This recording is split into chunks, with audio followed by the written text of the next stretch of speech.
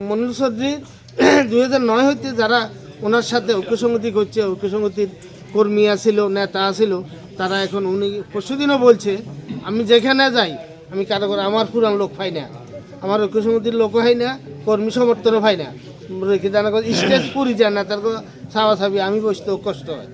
এই জন্যই এখন ঐক্যসংগতি উনি আবার গঠন করতেছে, ওনার লোকেরা যেন মূল্যায়ন পায়। মূল্যায়ন পাওয়ার জন্য উনি আলাদা করে সংগঠন গঠন করতেছে। যাক, বাকিরা যে কথা বলছে তোমরা এই সংগঠনের লগে থাকো, অবশ্যই তোমরা এটাতে মূল্যায়ন পাইবা। 2009 সালে মল্লক চৌধুরী যখন ঐক্যসমিতি গঠন করে প্রথম মিটিং হয়েছিল আকরামউদ্দিন হাই স্কুল, এরপরে হয়েছিল যাইয়া ওনার বাড়িতে, এরপরে বিভিন্ন ইউনিয়নগুলা গঠন করছে, আমাদের ইউনিয়নগুলা গঠন করতে পারে নাই।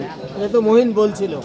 যাক, সাক্ষাতে আমাকে আহ্বায়কের দায়িত্ব দিছে, আমার সাথে খোকন আছিল, সৈফাল, খলিলপুরের মহিন, এই মহিন তাদেরকে নিয়ে বাড়িকে গ্রামে গ্রামে ঢুকি, লোকজন সংগ্রহ করছি, কমিটি করছি। কিন্তু এখানে মনির ভাই কিছু কথা বলছিল, এই জন্যই কমিটি করা হয়েছিল। বলছিল যে খালেদা জিয়ার অনুমতি নিয়ে আমি এই কমিটির ঐক্যসমিতিটা করছি।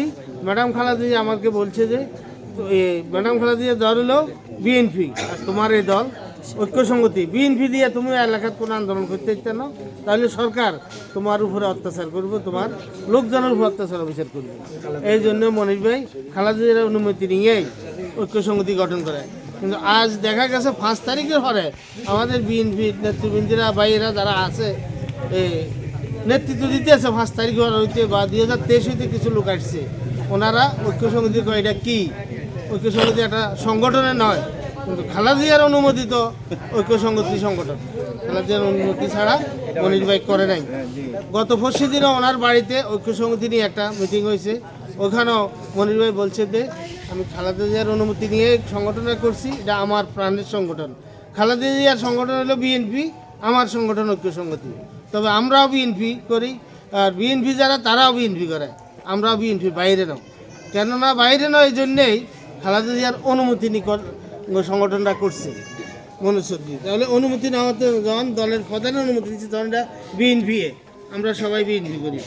যাক, তো আপনারা যারা পদে গেছেন এদিকে লক্ষ্য রাখবেন, তার এলাকার কার কোন সুখ দুঃখ, এলাকার উন্নয়ন এগুলা যখন কমিটি হয়ে যাব, বা এখনও আমাদের নেতা মল্লক চৌধুরীকে আপনারা এগুলা জানাইতে পারেন, উনি এগুলোর জন্য যথেষ্ট আন্তরিকতা আছে, এবং কি বিভিন্ন মানুষ কোনো ঝামেলা দেখলে আগে যায় এগুলোর, যেমন আগে কাজ করছে, এখন ক্ষমতা না থাকলে ইনশাল্লাহ মনির চৌধুরী মানুষের সুখে দুঃখে লাগার মতো ক্ষমতা ওনার আছে, যদিও সরকারি ক্ষমতা না থাকে।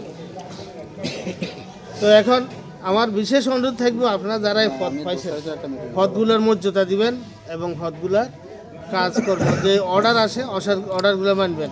আর বিশেষ করে আগামী বৃহস্পতিবার কুমিল্লা নির্বাচন কমিশন অফিসে এখানে একটা আছে, প্রতিনিধি সভা আছে, প্রত্যেক ওয়ার্ড থেকে 8-10 জন করে যাওয়ার বলছেন। আপনারা যখন আপনাদের 200 গ্রাম একটা কমিটি হয়েছে, আপনারা এখান থেকে যারা যারা পারেন, খোকন বা শহীদ ভাই আছে, তাদের নেতৃত্বে যাইবেন। আর ইউনিয়ন থেকে তো আমরা যাব। এরপরে আগামী শনিবার কুমিল্লা বিশ্ব রোড জনসভা আছে ঐক্যসংগতি। জনসভাটা হইলো এই নিয়ে মনির চৌধুরী 10, 11, 12, 14 পর্যন্ত আমাদেরকে নিয়ে ঐক্যসংগতি দিয়ে আন্দোলন করছে। আমরা মানববন্ধন করছি, অনশন করছি ঢাকা প্রেস ক্লাবে বা কুমিল্লাতে, সারা সদর দক্ষিণ এবং লালমাই 2 উপজেলা মিলে একটা লং মার্চ হয়েছে। কিন্তু এর পরে লং মার্চের পরে যাই আমরা হরতাল করছি। আমাদের ফেরুলিং আমরা ফয়েজগঞ্জ হরতালটা কড়া হরতাল পালন করছিলাম।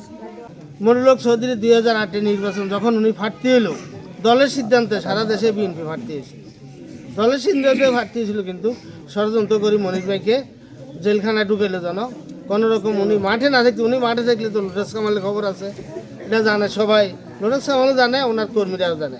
এই জন্যেই ওই 14 গ্রাম গাড়ি ঘোড়ার মামলায় 54 নম্বর আসামি দিয়েছে মল্লক চৌধুরী। এই মামলা উনি ছিল না, 54 নম্বর আসামি দিয়া ওনার জেলখানায় ঢুকেছে। তারপরে ওনার মেয়ে যথেষ্ট নির্বাচন চালাইছে, কিন্তু তারা তো নির্বাচন হইতে দেয় নাই, একতরফা তারা ভোট নিয়ে গেছে প্রশাসন দিকে। আর এই ঐক্যসংগতি ওই সময় কিন্তু নেতৃত্ব দিয়েছে বিএনপির লোকেরা, যারা যে আমরা বিএনপি কই কমিটির দেশে কই বড় নেতা হয়েছে, তারা কিন্তু সামনের কাতারে আসে নাই, আমরা সামনের কাতারে ছিলাম। এখন